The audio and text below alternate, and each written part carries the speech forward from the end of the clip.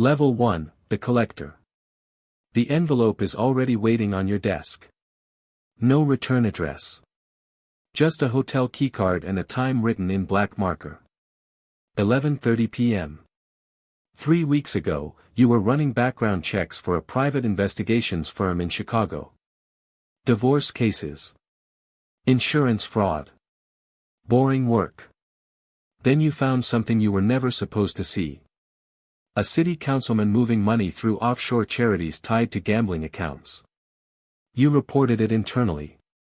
Your supervisor told you to delete it. You didn't. Now you're standing outside room 1708 while two silent men wait near the elevators. Inside, a woman in a gray suit slides a photograph across the table. The councilman. A teenage girl. Hotel mirror behind them. You found the financial leak, she says calmly. We found the leverage. She offers you $12,000 to deliver a phone and say one sentence. You accept before asking what happens if he refuses. That is the first rule of this world. You never ask about consequences before taking the money. Within days, the councilman pays quietly. No police. No scandal. And you learn something important. Fear moves faster than violence. Soon your job becomes simple. Find weaknesses. Debt.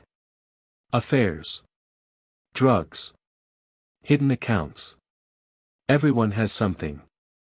The organization calls it collection. Never blackmail. Blackmail sounds emotional.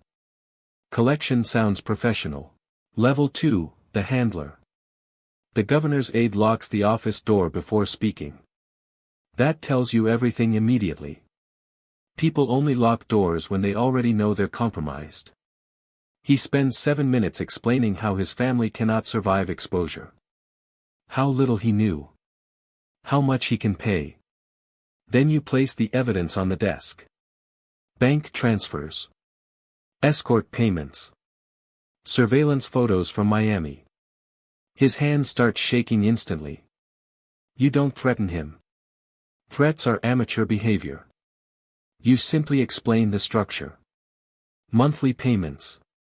Political cooperation. Quiet access to investigations. He agrees before you finish speaking. That's when you realize the money matters less than the access. Soon you're living in Washington under shell companies, burning encrypted phones every Sunday night. You manage prosecutors, executives, and defense contractors simultaneously. And slowly, your brain changes. Every conversation becomes inventory. Every habit becomes leverage. You stop having real friendships because you no longer separate intimacy from vulnerability. Even your own reflection starts looking operational. Level 3, the broker.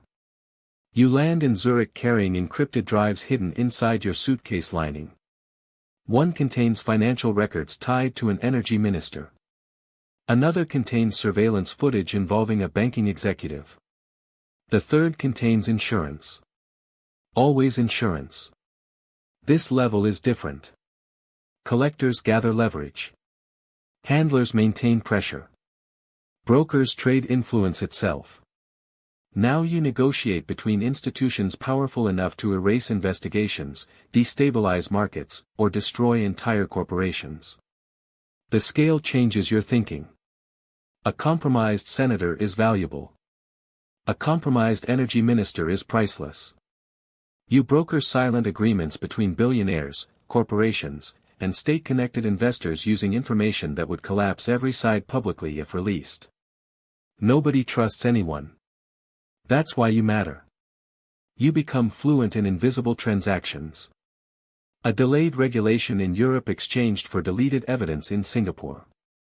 A campaign donation rerouted through non-profits in exchange for surveillance archives disappearing in Dubai. Nobody says the real terms aloud. They don't need to. And you learn the third rule here. The most powerful people in the world are usually controlled by someone quieter. Level 4, the director. The journalist dies 3 hours before the files are scheduled for release. Officially, it's cardiac arrest. You read the briefing over breakfast in Singapore. No emotional response comes anymore. That realization bothers you briefly. Then your phone rings again. At this level, you stop chasing leverage and start manufacturing it. You fund campaigns specifically to create future vulnerabilities. You place escorts near executives before mergers finalize. You quietly finance gambling habits for rising prosecutors. Everything becomes long-term architecture. You are no longer reacting to corruption. You are designing ecosystems around it. Corporate acquisitions collapse because you leak affairs before board votes. Lawsuits disappear through settlements arranged in rooms nobody officially entered. You rationalize it constantly. If these people were truly innocent, there would be nothing to expose. You repeat that thought enough times that it almost sounds true. Almost. Then your younger brother asks why you never come home anymore. And for the first time in years, silence feels heavier than money. Level 5, the architect. The senator refuses payment terms. That changes the meeting immediately. He believes he's powerful enough to survive exposure.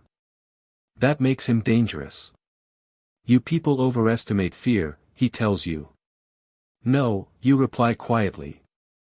We understand timing. Then you show him the polling data. The affair would damage him. The offshore accounts would cripple him. But the leaked communications released 72 hours before the defense vote would destroy every ally connected to him simultaneously. Now he understands. Powerful people rarely fear disgrace. They fear abandonment. He agrees within 10 minutes. At level 5, you stop managing operations and start designing systems.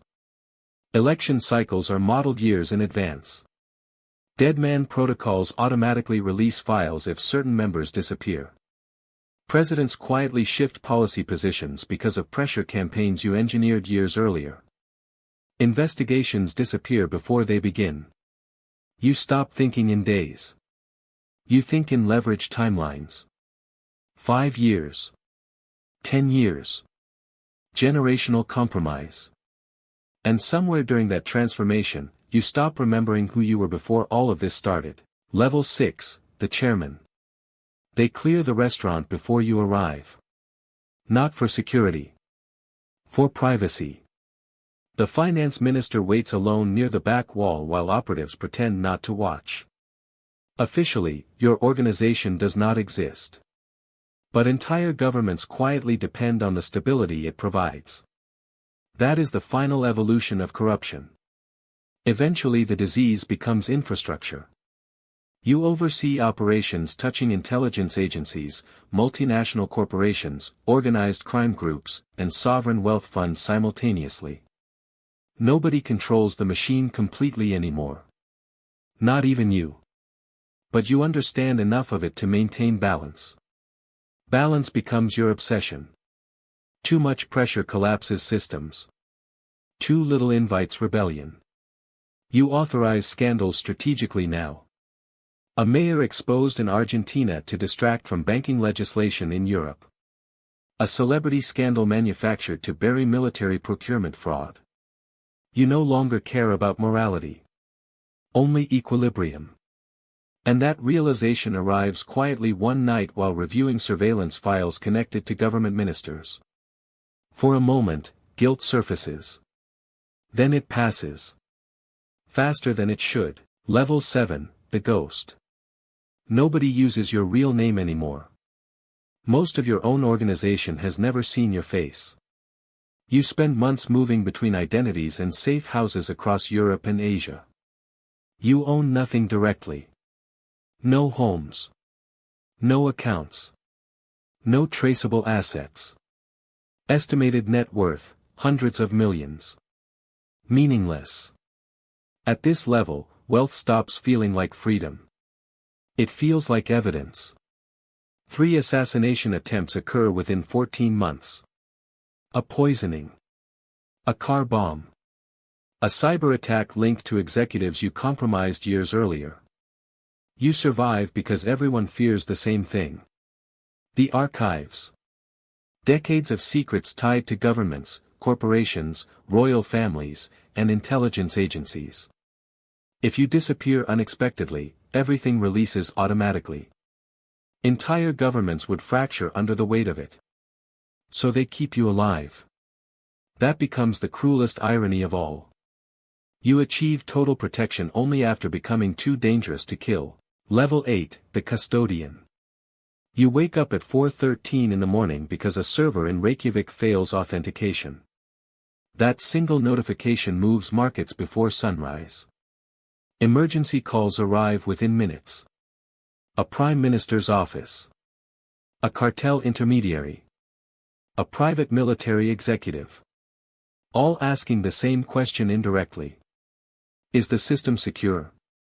You sit alone in a reinforced residence outside Zurich built beneath a vineyard owned through companies nobody can trace. At level 8, power becomes passive. You don't issue threats anymore. Your existence itself is leverage. Presidents retire. CEOs die. Kings fade. You remain. Invisible. Unacknowledged. But always present beneath everything.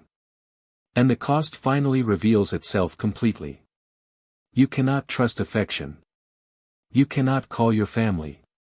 You cannot explain what you became because every compromise that once felt temporary hardened into identity years ago. You used to believe you were controlling the system. Now you understand the truth. The system was shaping you from the beginning. Just after midnight, new files arrive. A young governor from California. Gambling debts. Offshore accounts. Private recordings. Clean leverage. Easy leverage. You study the dossier silently while snow falls outside the glass. 20 years ago, you would have hesitated before opening it. Now you simply begin calculating value. That is the final transformation. Not cruelty. Efficiency. And somewhere tonight, a junior investigator is sitting alone in a small office staring at information he was never supposed to find. He believes he still has choices. He does not. But he will learn.